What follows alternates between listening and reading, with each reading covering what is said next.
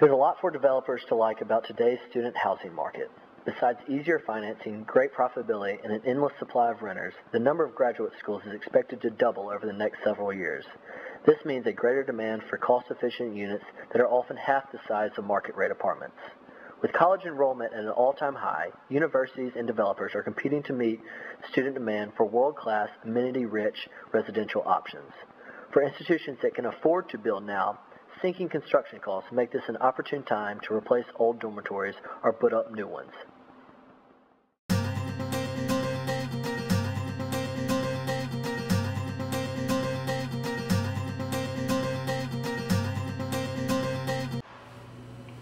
Like kitchen stuff in it that you can cook in, not really like a microwave and stuff. That's it.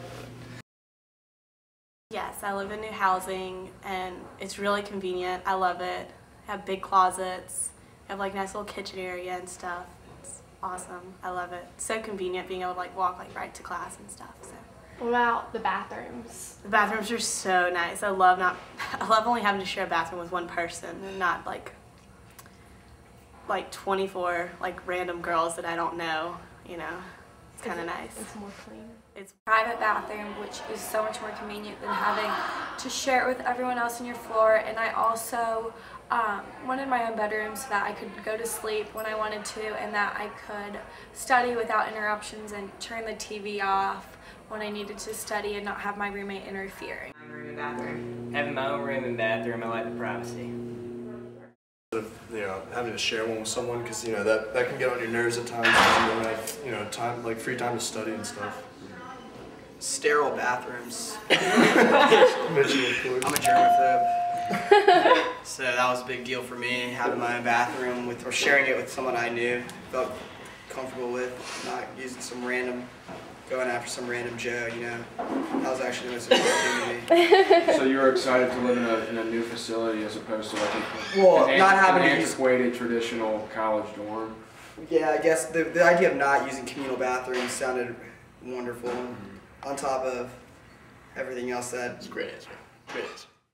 Really nice. They have their own bathrooms and shower shoes. The space is much bigger. When people come to visit me in Tutwiler, they just sit on my bed or sit on the floor, and there's really not a lot of room to move around. Whereas in the newer buildings, they have like their own living area and their own kitchen area, so there's plenty of room for people to come visit, and you're not trying to squirm around each other in these small rooms to do anything.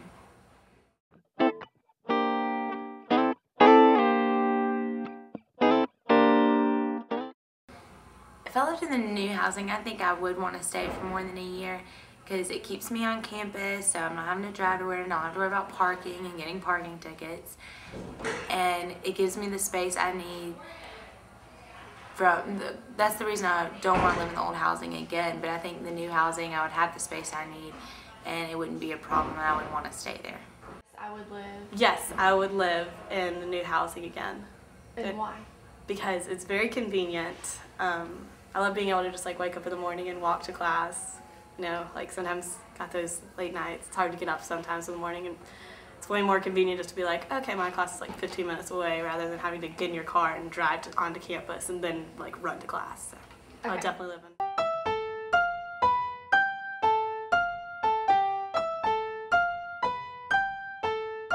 The University of Mississippi is in the midst of a major expansion with the construction of 2 new residence halls.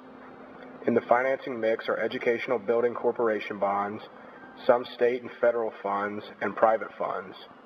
The funding for the housing came from the EBC bonds and university funds, where housing is auxiliary and the housing funds itself through the students' rent, etc. In the state of Georgia, there is a constitutional prohibition against universities issuing debt. So what has happened is that Georgia state universities have created affiliated organizations that handle real estate. These organizations actually build the projects. They are typically revenue-generating projects, student housing being the most prominent. Those organizations lease the ground for which the project will be built from the university, and they build the improvements, usually selling bonds to finance the project. Once the project is completed, they lease it back to the university. With housing at UGA, it's more of a system bond approach. The bonds are typically financed over 30 years. Once the debt service is satisfied, the asset ownership is transferred to the university. These bonds are tax-exempt bonds. They get no state funds. Housing fees must pay for all operating costs plus the debt service. The University of South Florida established a master finance structure for its housing facility. Juniper Poplar Hall is one of the buildings under this finance structure. The security for the master finance structure is a gross pledge of housing contracts.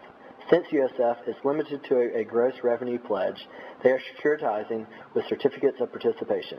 These COPs are similar to the bonds, but instead of the bonds being secured by revenue, the investor buys the shares of the future lease revenues. Despite the current state of the economy, the demand for new student housing is at an all-time high. Universities and developers are continuing to provide on-campus housing to keep up with increasing demand.